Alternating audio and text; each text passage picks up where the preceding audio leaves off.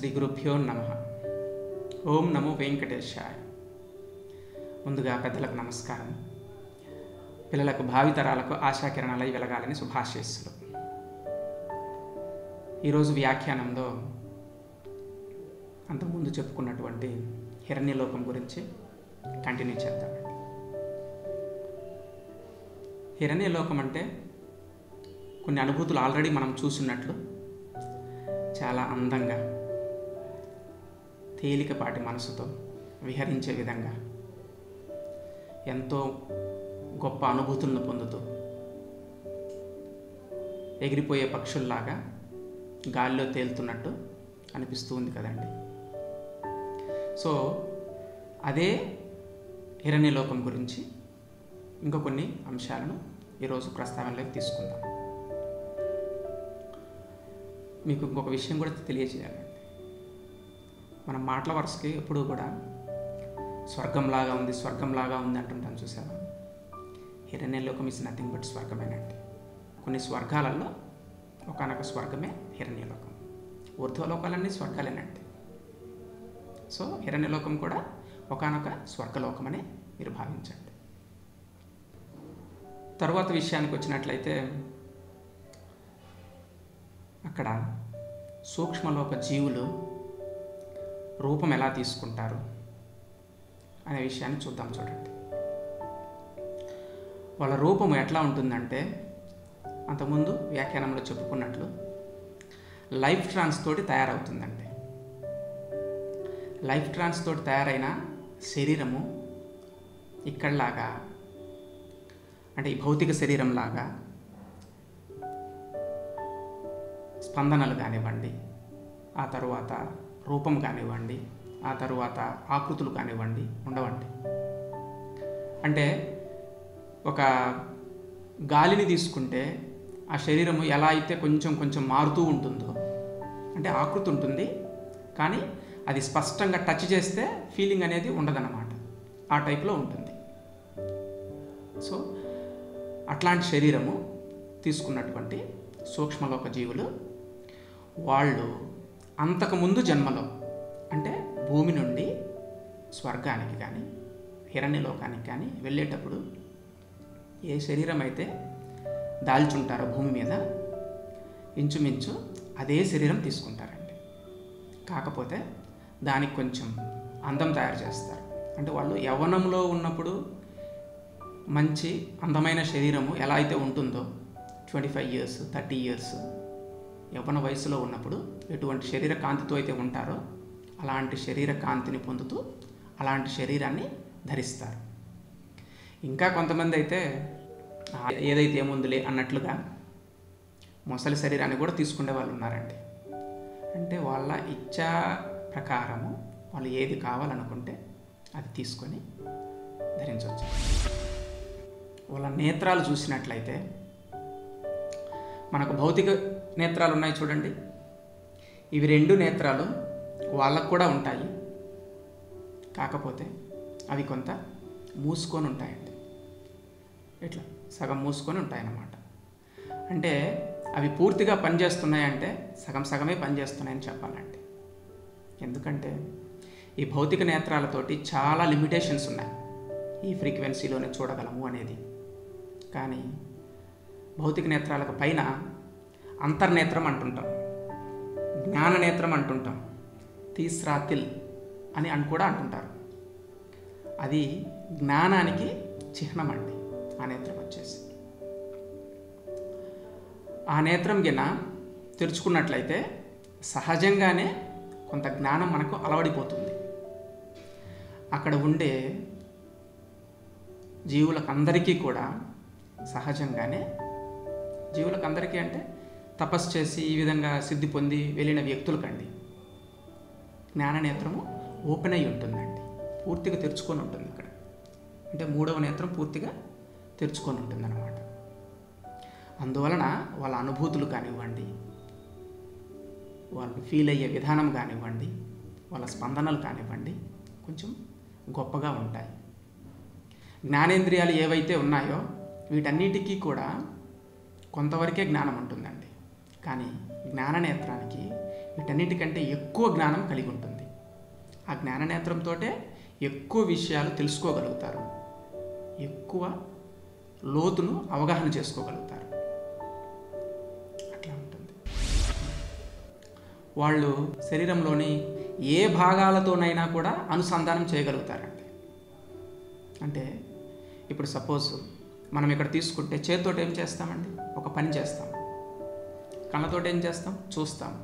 నాలుగుతో ఏం చేస్తాం, రుచి చూస్తాం. కానీ ఇవన్నీ అక్కడ డిఫరెంట్ వేలో చేయొచ్చండి. అంటే శరీరంతో కూడా రుచి చూడొచ్చు. శరీరం మీద మనం ఏదైనా వేసామనుకోండి, మనం రుచి చూడగలం ఇక్కడ. అంటే ఆ అణువు, శరీరంలో ఉండే ప్రతి అణువుకు కూడా అంత జ్ఞానం ఉంటుందండి అక్కడ. అందువల్లనే అవన్నీ ఎక్స్పీరియన్స్ చేయగలుగుతారు వాళ్ళు. కళ్ళతోటి కావాలనుకుంటే మాట్లాడవచ్చు, నోటితోటి కావాలనుకుంటే చూడొచ్చు వాళ్ళు. అట్లా రకరకాల అనుభూతులు పొందగలుగుతారు. ఇంకా మన భూలోకంలో లాగా అక్కడక్కడ శరీరానికి దెబ్బ తగలడం అనేది కూడా ఉంటుందండి. అలా తగినప్పుడు ఏం చేస్తారంటే, అయితే ఇక్కడలాగా అంతకుముందు మనము వ్యాఖ్యానంలో చెప్పుకున్నట్లు పూర్తిగా దెబ్బ తగలడము, ఆ తర్వాత వచ్చేసి రక్తం కారడము ఇట్లా ఏముండదు. అంటే కోసుకుపోవడము అట్లా అనిపిస్తుంది అన్నమాట. అంటే పూర్తిగా కట్ అయినట్టు కాకుండా కొంచెం కోసుకుపోయినట్లు అట్లా అనిపిస్తుంది. అయితే దాన్ని వాళ్ళు ఏదో ట్రీట్మెంట్ తీసుకొని చేయక్కర్లేదండి. వాళ్ళ ఇచ్ఛా మార్గంతో కోసుకుపోయిన శరీరాన్ని మళ్ళీ తిరిగి శరీరం పొందగలుగుతారు. మనము చూసినట్లయితే చిన్నపిల్లల వీడియోస్ వస్తుంటాయి చూడండి, వీడియో గేమ్స్లో ఎవరికైనా పిల్లలకు కానివ్వండి, ఆటలో ఉండే వ్యక్తులకు కానివ్వండి, దెబ్బ తగిలినప్పుడు ఒక ప్రీస్ట్ వచ్చేసి దండం పట్టుకొని ఇట్లా అంటాడు 4 సార్లు. అట్లా అన్న తర్వాత వాళ్ళు ఏదైతే అనారోగ్యం పొందుతూ ఉంటారో, అంటే ఆరోగ్యం కోల్పోయి ఉంటారో, అది మొత్తం మళ్ళీ తిరిగి పొందగలుగుతారు. ఆ విధంగా ఇక్కడ కూడా వాళ్ళు ఇచ్ఛాశక్తితోటి వాళ్ళ పూర్ణ శరీరాన్ని పొందగలుగుతారండి. మనం ఎప్పుడూ కూడా స్నేహానికి అమరత్వం ఉంది అని అంటుంటాం. ఇక్కడ ఒక ప్రమాణం ఇస్తాను చూడండి. ఎలా ఉంది అనేది ప్రమాణం మీరే ఆలోచించండి. అమరత్వం ఉంది అంటే మీనింగ్ ఏంటండి? అంటే it has a life after death. అంటే చనిపోయిన తర్వాత కూడా అది బ్రతికే ఉందనే కదండి మీనింగ్. అంటే ఒక వ్యక్తి ఇక్కడ చనిపోయిన తర్వాత సూక్ష్మలోకంలో తన ఫ్రెండ్ని కింద కలుసుకున్నట్లయితే వాళ్ళు ఒకరికొకరు గుర్తుపడతారు, ఒకరికొకరు దగ్గరగా చేరి వాళ్ళు ఇంతకుముందు జన్మలో ఏవైతే సహవాసంతో చేసిన పనులు ఉంటాయో వాళ్ళందరూ కలిసి చేసుకోగలుగుతారండి. అందుకేనండి స్నేహానికి అమరత్వం ఉంది అంటే it has a life after death అన్నమాట. అంటే వాళ్ళ అభిప్రాయాలు అంత దగ్గరగా కలిసిపోయి ఉన్నాయి కాబట్టే వాళ్ళు అక్కడ కూడా స్నేహం కొనసాగిస్తూ ఉంటారన్నమాట. అదొకటి. ఇంకా అంతకుముందు జన్మలలో మనకు తల్లిదండ్రులు అయినటువంటి వారు కానివ్వండి, మనకు అక్కయ్యలు అయినటువంటి వారు కానివ్వండి, అన్నయ్యలు అయినటువంటి వారు కానివ్వండి, భార్యలు అయినటువంటి వారు కానివ్వండి, పిల్లలైనటువంటి వారు కానివ్వండి, వారిని అందరినీ కూడా మనం గుర్తుపట్టగలుగుతామండి.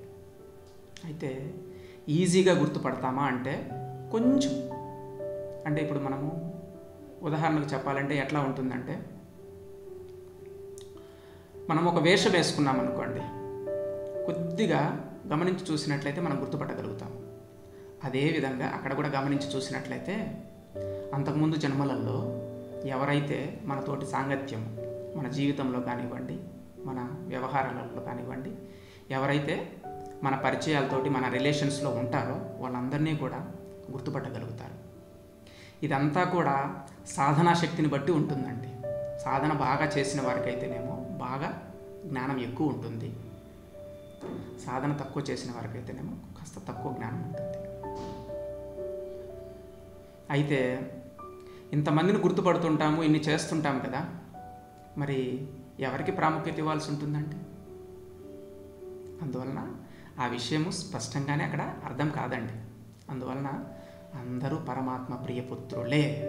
ఆ భావన అక్కడ స్వతహాగా న్యాచురల్గా ఫీల్ అవుతారండి.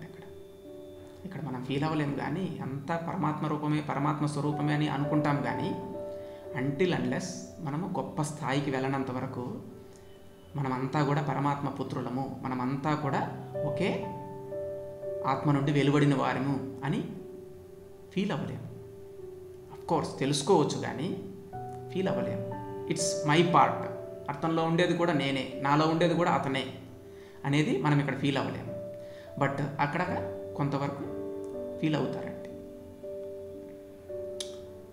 కొంతవరకు అంటున్నానంటే దానికంటే ఉన్నత స్థాయికి వెళ్ళినప్పుడు ఇంకా ఎక్కువ ఫీల్ అవుతారండి.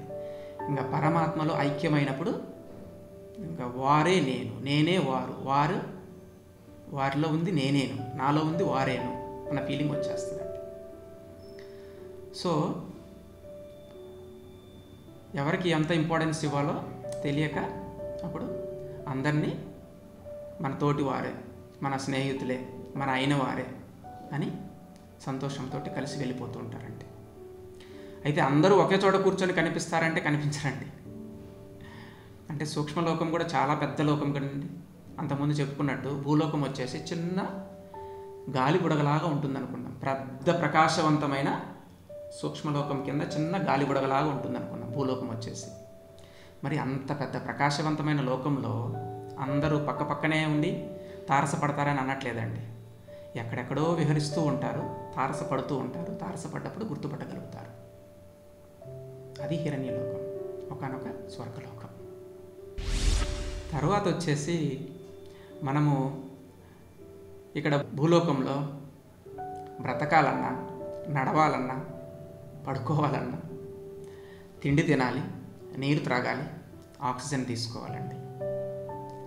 ఇవి మూడు ఉంటేనే మనము శారీరకంగా దృఢంగా ముందుకెళ్తూ ఉంటాం. కానీ స్వర్గలోకంలో అవన్నీ కంపల్సరీ కాదండి, అవసరమే, కానీ చాలా లిమిటెడ్గా అవసరం. అంటే మీకు రోజువారీ వస్తువుల కంటే లగ్జరీ వస్తువులు ఎంత తక్కువ అవసరం అవుతాయో అట్లాగా ఇవన్నీ కూడా వారికి తక్కువ స్థాయిలో అవసరం ఉంటుందండి. అయితే అక్కడ మరి దేంతో బ్రతుకుతారండి? విశ్వకాంతితో బతుకుతారండి. దేంతో బ్రతుకుతారు? విశ్వకాంతి. మన వీడియోస్లో వెనకాల బ్యాక్ స్క్రీన్ చూసినట్లయితే అంతా కూడా వెలుగు అణువులు అటు ఇటు మూవ్ అవుతున్నట్టు ఉంటుంది చూడండి. అవన్నీ కూడా ఆ లోకంలోని తత్వాలేనండి, ఆ లోకంలోని అనుభూతులే. అందుకే ప్రతి వీడియోలో కూడా మనము అన్నీ కూడా ఆ టైప్ ఆఫ్ అనుభూతుల గురించే ఉంటాయి. మన స్క్రీన్స్ అన్నీ కూడా అవి స్టార్టింగ్ నుంచి అలా ఐడెంటిఫై చేసి అలా పెట్టడం జరిగిందనమాట. అవి ఒట్టిగా పెట్టినవి కాదండి. కాంతి రేకులు ఉంటాయి, తర్వాత వచ్చేసి అన్ని కాంతితోటి ప్రకాశిస్తాయి అంటే అవన్నీ ఒట్టిగా ఉన్నాయి కాదనమాట. ఈ సృష్టిలో సహజంగానే ఉన్నాయి. కాకపోతే మనము అక్కడికి చేరుకోగలగాలి. చేరుకోవడానికి కూడా రెండు కండిషన్స్ ఉన్నాయనే కదా. ఆ 2 కండిషన్స్ మనం తరువాత అధ్యాయంలో ఇంకా కొన్ని విషయాలు చర్చించుకుందాం. పరబ్రహ్మ.